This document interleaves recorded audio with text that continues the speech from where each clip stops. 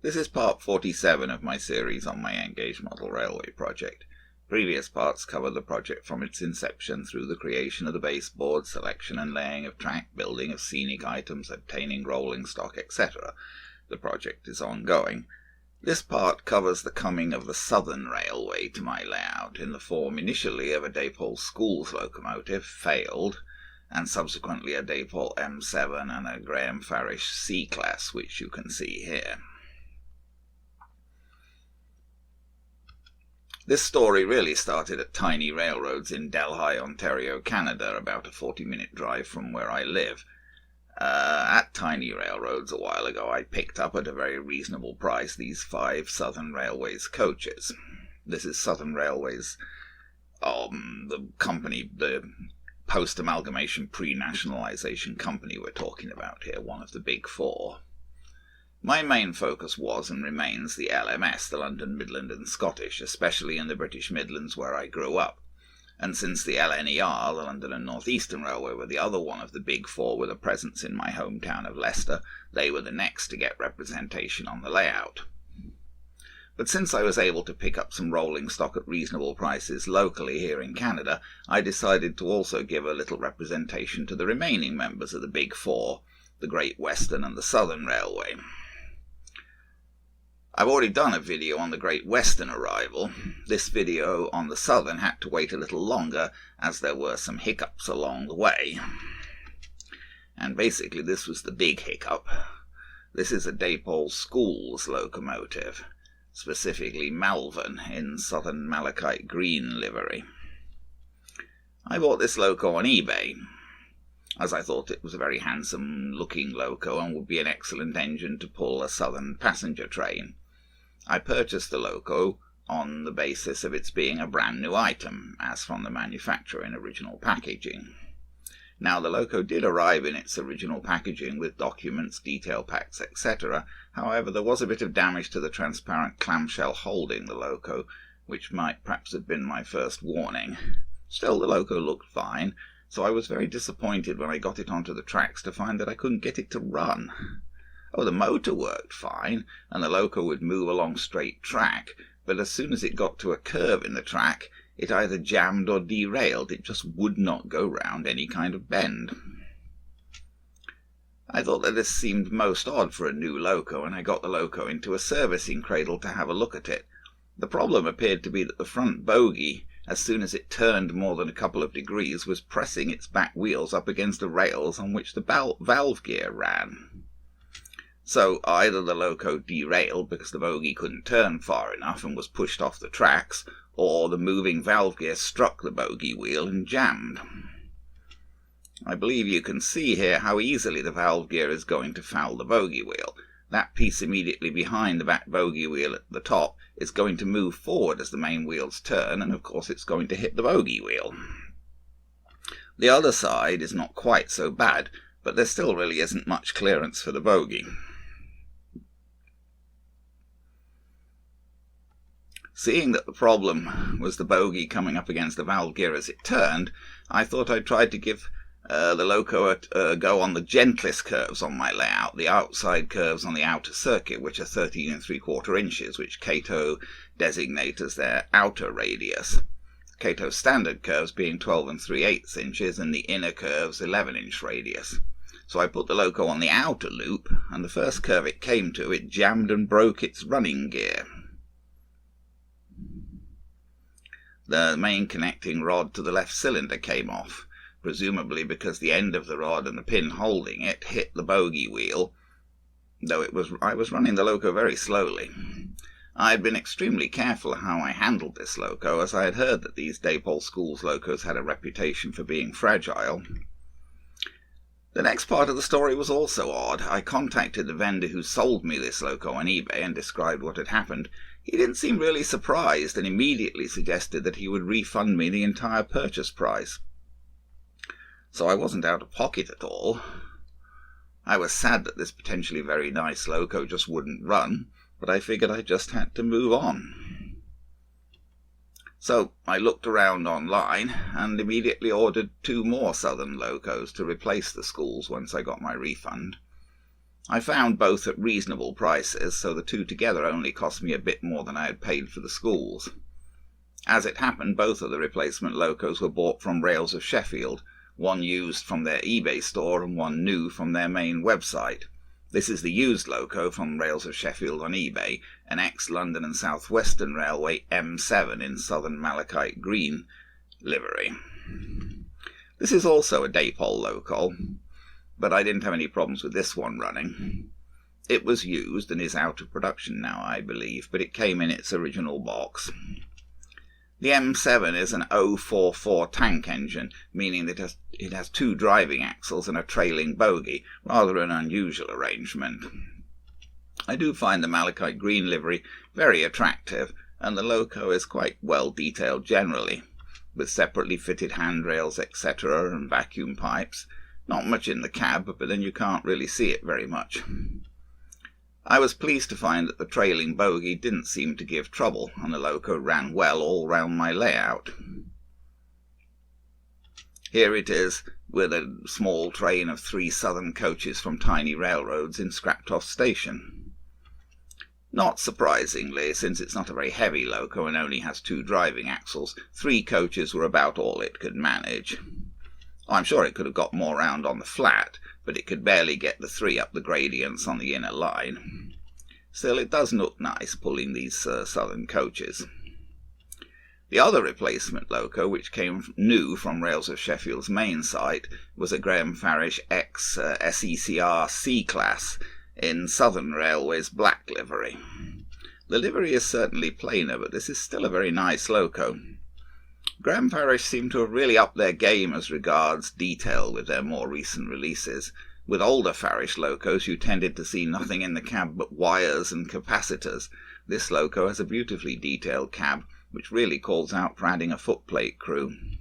It even comes with cab doors to close the gaps at the side, but those are clearly indicated as being for display only, since if you tried to run the loco with them in place, it wouldn't be able to get round the curves on a model layout.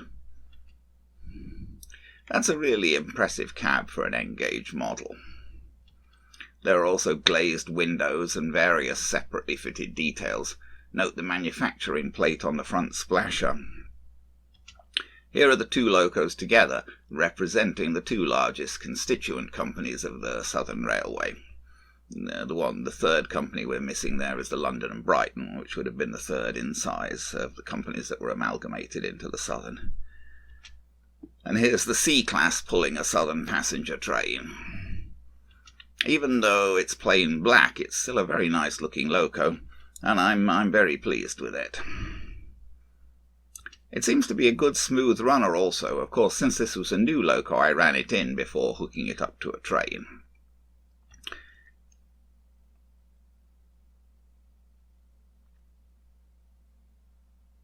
Here's the C Class passing a Great Western pannier tank with a goods train going in the opposite direction by the cattle dock that I recently built from a ratio kit. I did also pick up a Southern brake van in preparation for running Southern goods trains, but I haven't quite got round to doing that much yet. We'll probably be picking up a few more appropriate wagons. For now, I don't really have all that much that goes that well as a Southern goods train. I initially gave the Southern brake van a running test with a couple of other items that I picked up more recently from tiny railroads, a Coronation Class loco George VI in BR green livery, and a little Caledonian 4-wheel coach. So both items that would have been LMS at some point, but one from after nationalisation and the other from before amalgamation. Anyway, now let's have a look at a bit of video of Southern Railway's trains running on my layout.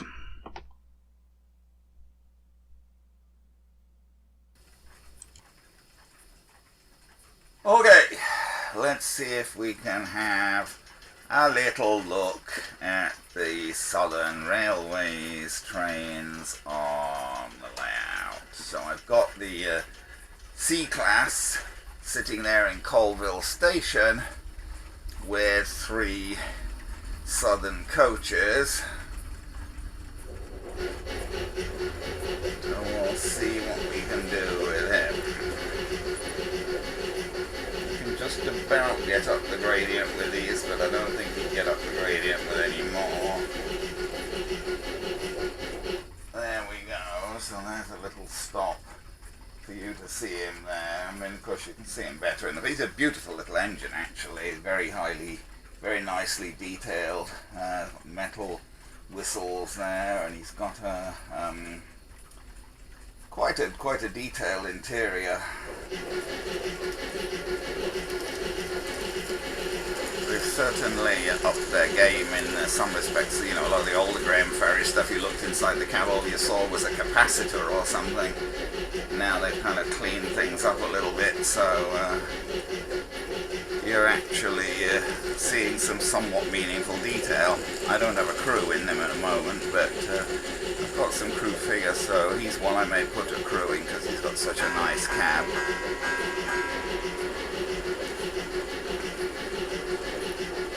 Okay, let's just... Oh, he's lost his back coach there for some reason.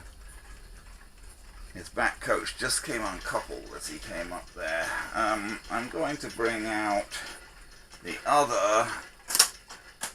Set some points here. I'm going to bring out the other Southern engine that I bought, because I ended up buying two Southern engines to replace the Dapol Schools that wouldn't work.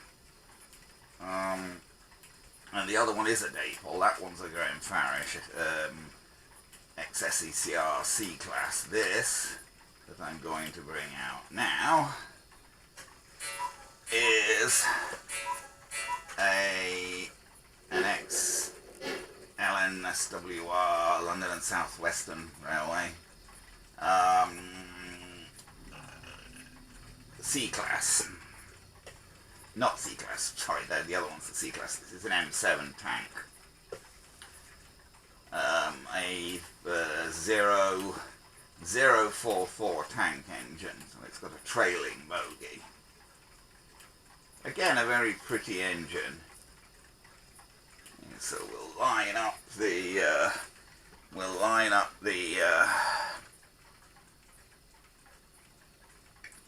turntable there.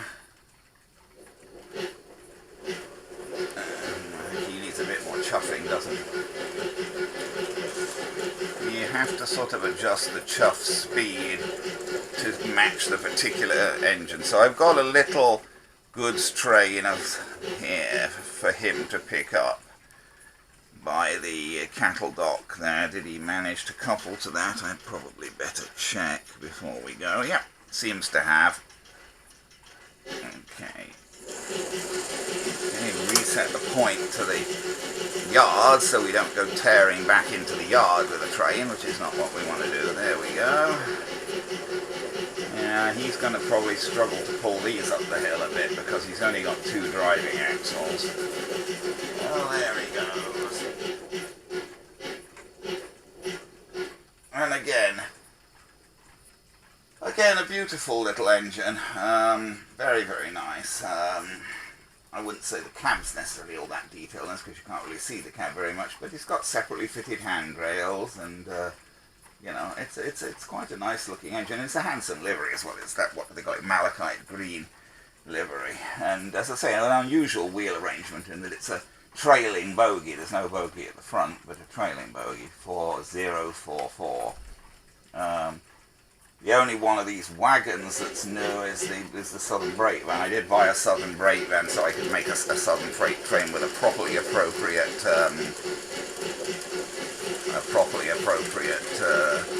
brake van. We'll see what we can do here.